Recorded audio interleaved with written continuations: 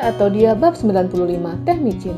Robi menatap istrinya, kemudian menatap pria parubaya yang kala itu baru saja turun dari mobil. "Apa kamu mengenalnya?" bisik suaminya yang kala itu mereka masih berada di atas motor. "Sangat kenal," sahutnya dengan merapatkan gigi. "Halo Yayu, setelah sekian lama akhirnya kita bertemu lagi," ujar Pak Dodi. "Cih," Yayu meludah, dan itu membuat suaminya bingung. "Yayu, kamu kenapa? Bapak itu menyapamu baik-baik." Robi turun dan menghampiri Pak Dodi. "Mas," teriak Yayu. Tapi suaminya menyalami Pak Dodi. "Saya Robi, saya Dodi." Seketika itu Yayu langsung menarik tangan suaminya. "Yuk, tidak sopan," tegurnya. "Mas tahu siapa dia?" Yayu menunjuk ke arah Dodi. Robi menggelengkan kepalanya.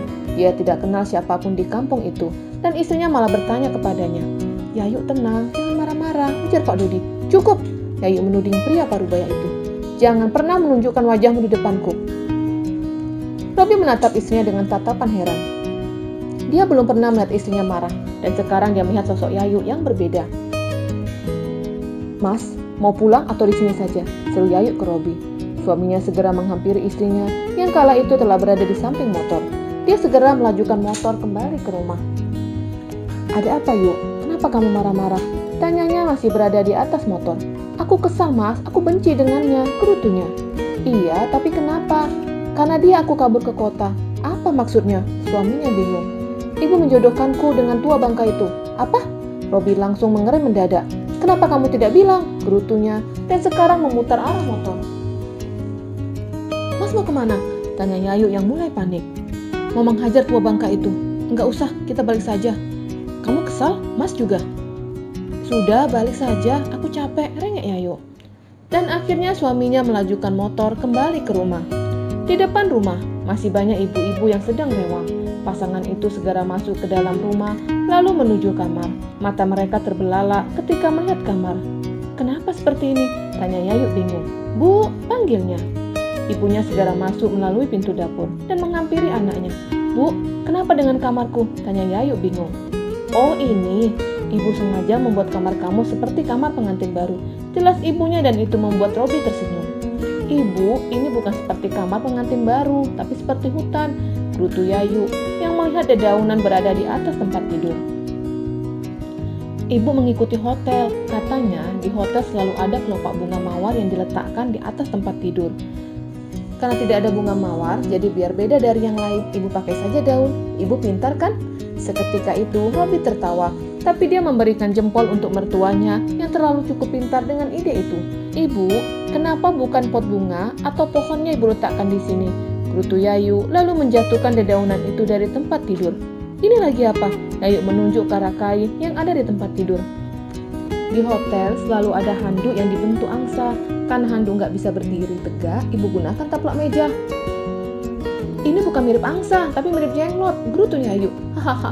Lagi-lagi Robi tertawa, dan seketika itu tangan Yayu langsung mencubit suaminya. "Ih ibu, aku nggak suka. Jadinya kamarku kotor," rengeknya, dan membersihkan semua dedaunan itu. "Kenapa ibu tiba-tiba melakukan seperti ini?" tanyanya sembari merapikan tempat tidur. "Ibu mau kamu dan Robi cepat punya anak." Seketika itu Yayu dan suaminya saling melirik. Nani cemas ketika Ibu Jumi mendoakan anaknya mandul. Dan dia mematahkan ucapan Ibu Jumi dengan kehamilan Yayu. "Kalian pasti lapar." Wanita parubaya itu segera keluar dari kamar, lalu datang dengan membawa nampan yang berisi banyak makanan. "Makan mumpung masih hangat." "Iya Bu," sahut Robi dan mulai menikmati makanan itu. Sedangkan Yayu masih membersihkan kamar. "Makan dulu yuk." "Entar Mas, nanggung," sahut Yayu masih membersihkan kamar. "Kamu baru sembuh, jadi makan dulu, itu bisa dikerjakan nanti." "Iya, sebentar lagi." Dan akhirnya Robi makan lebih dulu, membiarkan istrinya dengan kegiatannya. Setelah selesai makan, Robi meneguk teh yang ada di atas nampan. Dan ketika itu Yayu sudah selesai dan duduk di samping suaminya.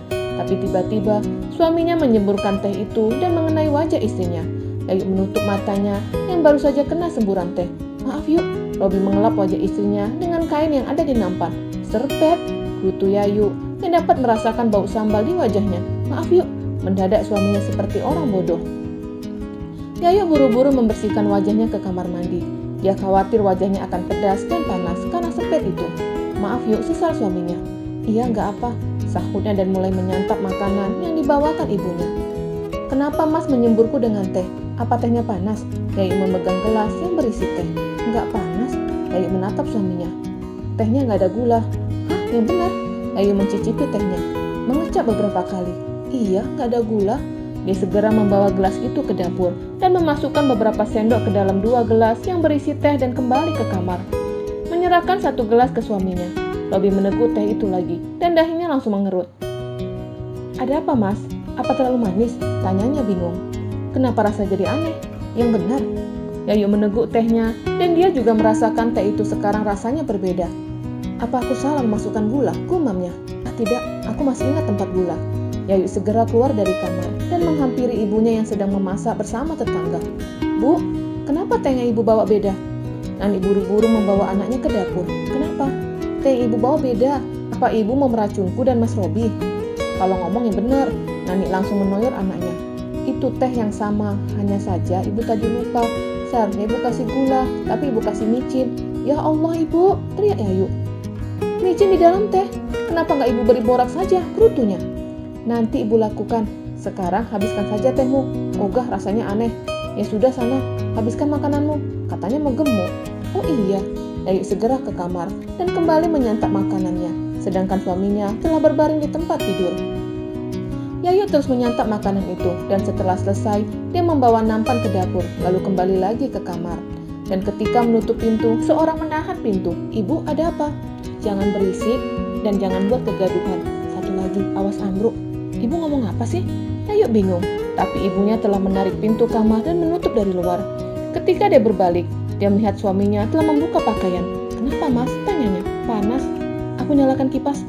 Yayu mulai menyalakan kipas, lalu tatapannya menatap ke arah jendela yang baru disadarinya jika jendela dalam keadaan tertutup. Pantas panas, jendela belum dibuka. Gumamnya dan membuka jendela. Loh, kenapa tidak bisa dibuka? Gumamnya sembari mendorong jendela ke arah luar. Dia menggerakkan kunci yang ada di jendela. Ini sudah tidak terkunci. Gumamnya lagi, lalu terbelalak ketika melihat suaminya telah menanggalkan semuanya. Mas, mau apa? Tanya Yayu yang mulai bergeser ke samping. Dia mulai takut ketika melihat urat-urat itu mengeras. Mau kamu? Sahutnya yang sudah ingin menyalurkan hasratnya. Ini masih siang dan juga punyaku masih sakit.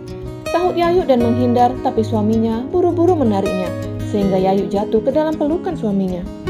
Mas lagi pengen yuk? Ujarnya dan mencium bibir istrinya, lalu tangannya dengan cepat membuka pakaian istrinya dan melepaskan pengait yang ada di beranya.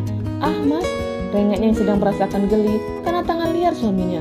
Robi membawa istrinya ke tempat tidur dan melakukan pemanasan dari kecupan, sentuhan, dan sampai memuaskan suaminya. Dan untuk kedua kalinya, pusaka itu masuk ke dalam rahimnya. Jangan berisik, teriak Nani yang sengaja meletakkan obat kuat ke dalam makanan menantunya. Dia menginginkan anaknya segera hamil, hanya dengan itu harapannya akan segera terwujud. Ah mas, teriak Yayu yang tidak bisa menahan hasratnya. Nih, apa itu? Tanya tetangga yang mendengar suara berisik dari dalam kamar. Apa? Aku tidak mendengar apa-apa, sahutnya bohong. Lalu ketika mendengar suara erangan, membuat semuanya bergidik. Hantu! Semua tetangga kabur meninggalkan tempat itu. Bersambung.